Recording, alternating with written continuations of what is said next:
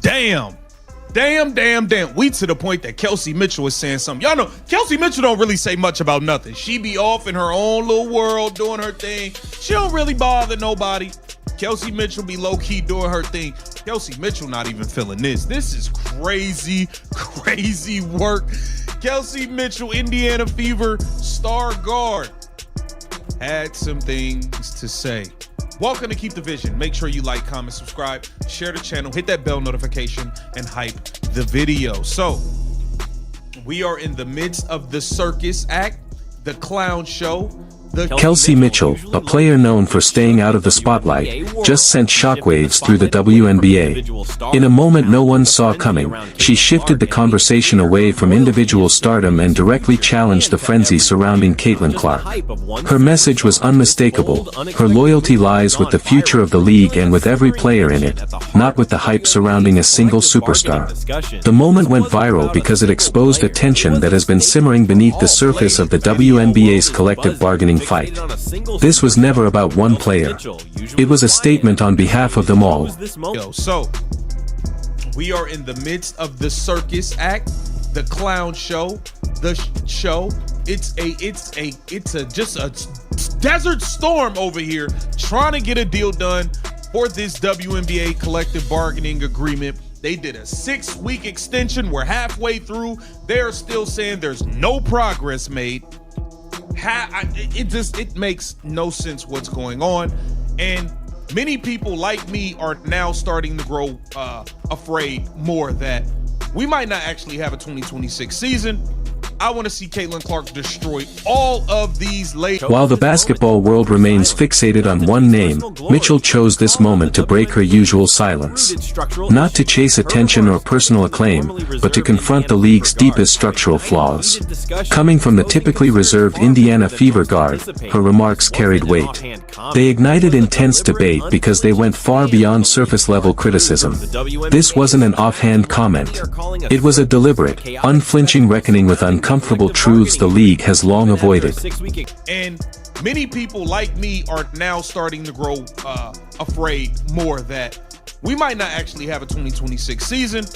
I want to see Caitlin Clark destroy all of these ladies because I know Caitlin is the one. So we have to get into this article here, man. We got a few things we got to get into. Okay, here it says, Kelsey Mitchell weighs in on a proposed development league in the WNBA. Here it says, as fans saw throughout the 2025 season, the Indiana Fever. That reckoning comes at a critical moment. The WNBA is currently mired in what many insiders have described as a circus surrounding collective bargaining negotiations. Even after a 6-week extension, talks remain frozen. No progress has been made. The uncertainty now threatens the entire 2026 season, casting a shadow over the league's momentum. Tension is thick, the stakes are enormous, and players and fans alike are left in limbo. The clock is ticking, and the situation is rapidly deteriorating. Proposed development league in the WNBA.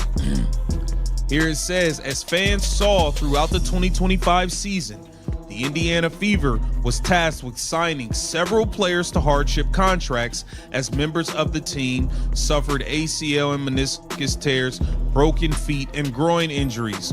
While speaking to reporters during Unrivaled's Media Day Monday, Kelsey Mitchell emphasized how powerful a developmental pool would be in the WNBA.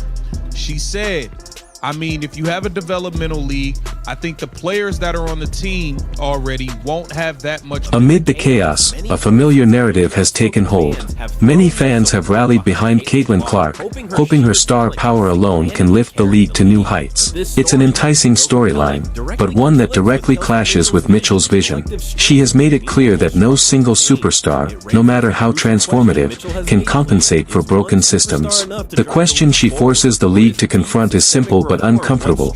Is individual brilliance enough, or does the WNBA need deep, systemic reform to truly move forward? Seeing that particularly, but let me see here.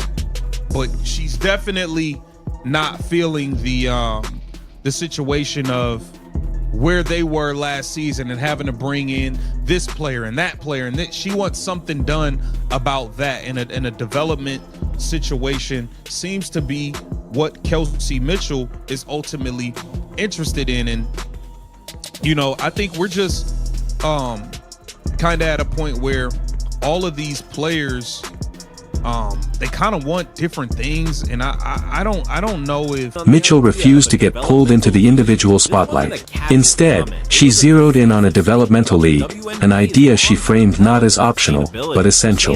This was not casual commentary. It was a firm statement about the league's long-term health and sustainability. Stop media focus on Clark. Mitchell's priorities were unmistakable: build durable infrastructure, not temporary hype. All of these players, they kind of want different things, and I don't know if everybody's truly on the same page like they be saying, because I keep seeing different players talking about different things that they want. You know what I mean? A few quotes from today. Kelsey Mitchell on her health. She said, "I feel great. I think I just had hopefully a once in a lifetime experience. I think I did play to the wheels fall off, literally.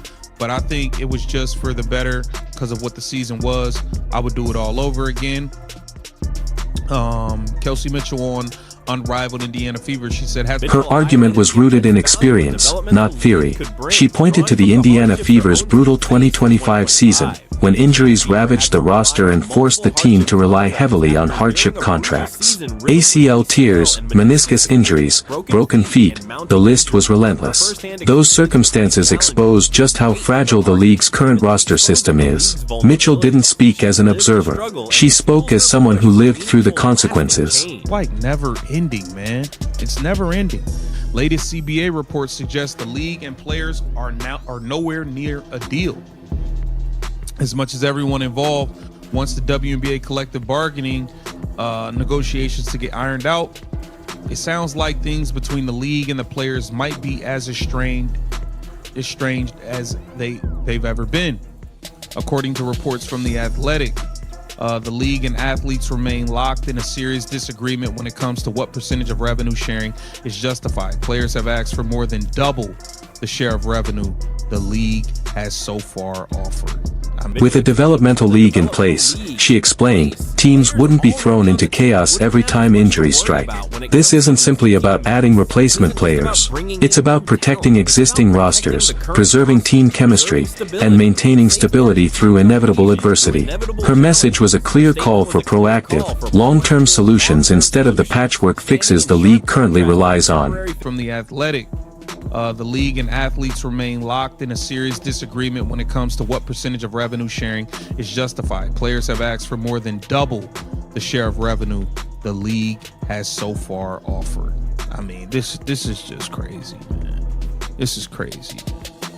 The outlet also noted WNBPA previously proposed a deal that would have given the players approximately 30% of league and team revenue. The league countered with an offer that would give players less than 15% of the total revenue inside the WNBA union's latest proposal. She went further, outlining a vision where developmental players grow alongside the main roster within a coordinated system. This wouldn't be a disconnected side league. It would be an integrated pipeline designed to prepare players for the physical and mental demands of the WNBA. Developmental, as Mitchell emphasized, means intentional growth, shaping players precisely where they're needed rather than gambling on last-minute additions from college or overseas. It's a strategic investment in future stars. While some have speculated that the Upshot League could serve this purpose, Mitchell made her frustration clear. Last season's chaotic scramble for players cannot become the norm. What the league needs is structure, real, permanent infrastructure.